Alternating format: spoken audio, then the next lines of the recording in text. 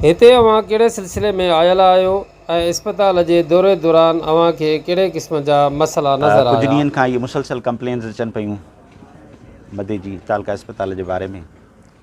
कुझु दोस्त एहतजाज बि कनि पिया ऐं कुझु असांखे बि ऑफिशियली अनऑफिशियली ख़बरूं पयूं त हिते शाम जो डॉक्टरनि जी ख़ासि तौर ते शाम जो डॉक्टरनि जी खोट आहे। रेफरल जो सिस्टम आहे हिते, जेको बि मरीज़ अचे थो हुनखे रेफर कयो थो वञे ऐं दवाउनि जी बि कुझु शॉर्टेज माण्हुनि रिपोर्ट पे कई। इन सिलसिले में मां हिते आयुसि, अॼु विज़िट बि कयो आहे। अनशेड्यूल्ड हुयो, अनप्लैंड हुयो ऐं डॉक्टरनि जी खोट आहे। कुझु डॉक्टर गैर हाज़िर बि आहिनि। कुझु रिकॉर्ड मूं डॉक्टर साहब जो पाण वटि रखियो आहे। सुभाणे उनखे बि असरटेन कंदासीं ऐं कोशिशि असांजी इहा हूंदी त हिन अस्पताल खे मदे जी अवाम जे लाइ हिकु शफ़ा बख़्शींदड़ इदारो कयूं। ज़रूरत जूं शयूं बि जेके सरकार जे तरफ़ां उन जे लाइ रखियल आहिनि उहे मिलनि। मां इंश्योर कंदुसि त इंशाअल्लाह ताला डॉक्टर साहब बि फ़ौरन वठी अचे। बाक़ी तव्हां स्पेस ॾियो, टाइम ॾियो, इंशाअल्लाह शयूं बहितर थींदियूं।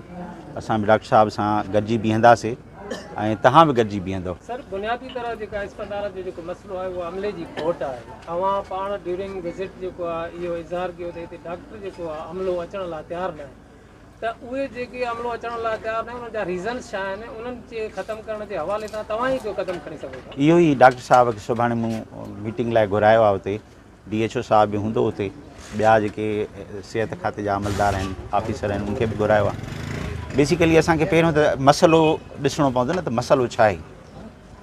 जेसिताईं असां जीअं डॉक्टर कंदा आहिनि कंहिं बीमारीअ जो डायग्नोसिस न कंदासीं तेसिताईं असां हुनजो इलाजु शुरू न करे सघंदासीं। इन करे मां चयुमि त हाणे असां में हिन में स्टेप बाय स्टेप हलंदासीं। पहिरीं शइ इहा त जेके डॉक्टर अवेलेबल आहिनि घटि में घटि उहे मौजूदु रहनि। जेके न आहिनि उनखे असां सरेंडर करे छॾियूं या असां रिलीव करे छॾियूं। जेके माण्हू असांजे लाइ आहिनि ई न उन्हनि जो ॿार असां छो खणूं। दवाऊं इंश्योर कयूं त जेको बि मरीज़ अचे उनखे बुनियादी जेके दवाऊं आहिनि उहे उनखे मिलनि ऐं उनखां अलावा जेको हेठियों स्टाफ आहे, जेके पैरामेडिक्स चऊं था पाण, उन्हनि जी अवेलेबिलिटी इंश्योर थिए। शाम जो डॉक्टर हुजे, राति जो डॉक्टर हुजे। मेडिको लीगल यकीन हिकिड़ो वॾो इम्पॉर्टेंट आस्पेक्ट आहे जेको दोस्तनि बि ॿुधायो। मेडिको लीगल हाणे असांजा सिंध पब्लिक सर्विस कमीशन भर्ती कया आहिनि। असांजी कोशिशि हूंदी त medico legal female medico legal officer बि वठी अचूं गॾु। अच्छा सर, इंतिहाई माज़रत सां इहो ज़रूरु असां कंदासीं त हीउ जेको मसइलो आहे दवाउनि जी खोट ऐं अमले जी खोट जो, इहो गुज़िरियल 10-15 सालनि खां मुसलसल आहे। इन दौरान में केतिरा ई DCs ऐं ॿिया अमलदार जेके आहिनि हिते विज़िट करे विया आहिनि ऐं मुख़्तलिफ़ वाइदा इक़रार करे विया आहिनि। त अवां जी इहा विज़िट जेको आहे शहरनि जे लाइ केतिरी सूदमंद साबित थींदी? अवां महिरबानी करे शहरनि खे कुझु होप ॾियो।